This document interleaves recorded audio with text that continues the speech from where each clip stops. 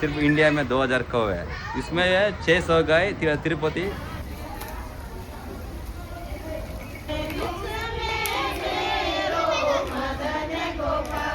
खूप दिवसापासून ठरवलं होतं की गोशाळेत जाऊया आणि फायनली आज तो दिवस आला.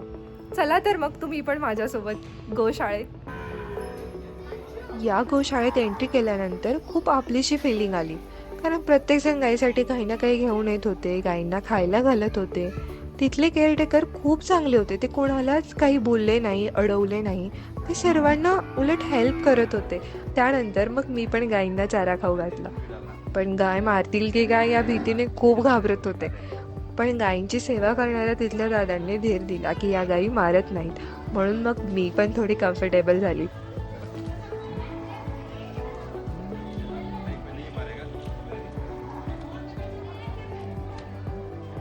गोशाळेत फिरता फिरता क्यूट अशा छोट्या गायी पण दिसल्या. त्या काहीशा वेगळ्याच होत्या.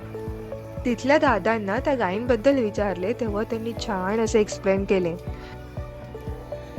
पुंगनूर है, पुंगनूर कौ है, ये सिर्फ इंडिया में 2000 कौ है, इसमें है 600 गाय तिरुपति बालाजी का मंदिर का सामने कर रहे हैं, इसलिए हमारे पास 4 गाय हैं, सभी पूरा इंडिया से ऐसे गाय, सभी मोदी सर बोल रहे हैं ना, तो ये कि घर में पालन करने के वही गाय बोल रहे हैं.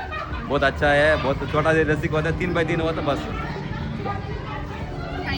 इतना हाइट, हाँ लास्ट हाइट है, इतना वेट आएगा, इतना है वेट. बहुत है, सुंदर है, खूबसूरत है, ऐसे कुछ भी करना क्या है देखो, कुछ भी कर. या गायींच्या जातीला पुंगाणूर म्हणतात.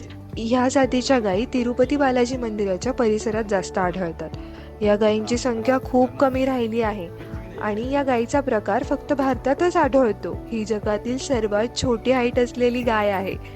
त्यांनी अजून असेही सांगितले की हिला मोदी गायी म्हणतात, कारण पंतप्रधान मोदीजींनी या गायीचे फोटो आणि व्हिडिओ सोशल मीडियावर शेअर केले होते.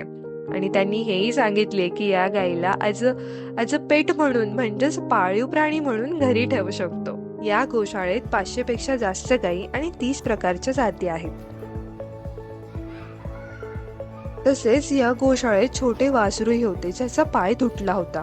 ते वासरू त्या दादांना एका रस्त्यावर दिसले होते. त्यांनी त्यावर उपचार करून त्याला ते गोशाळेत घेऊन आले होते. आणि या गोशाळेत जोड उद्योगही केले जातात, जसे गौऱ्या बनवल्या जातात, दूध तूप विकले जाते. इथे येऊन खूप छान असा अनुभव आला. तिथे एक 5 दिवसाचे छोटेसे वासरूही होते. त्या वासरूला जवळ घेऊन तिथे आलेल्या बायका खूप छान असे गाणे म्हणत होत्या आणि लहान मुलांची तर वेगळीच मज्जा सुरू होती त्या छोट्याशा वासरूसोबत.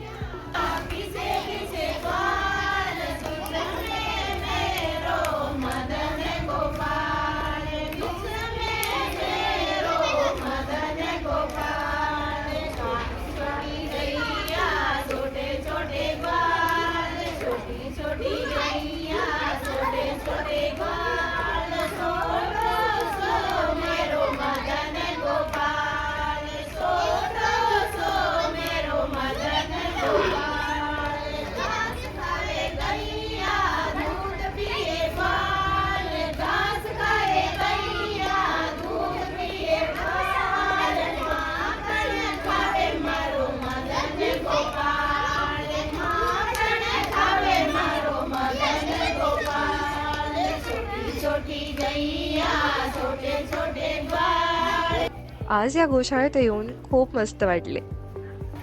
आणि गोशाळेची एक गोष्ट मला तर खूप आवडली की तिथले लोक खूप मनापासून गायींची सेवा करतायत.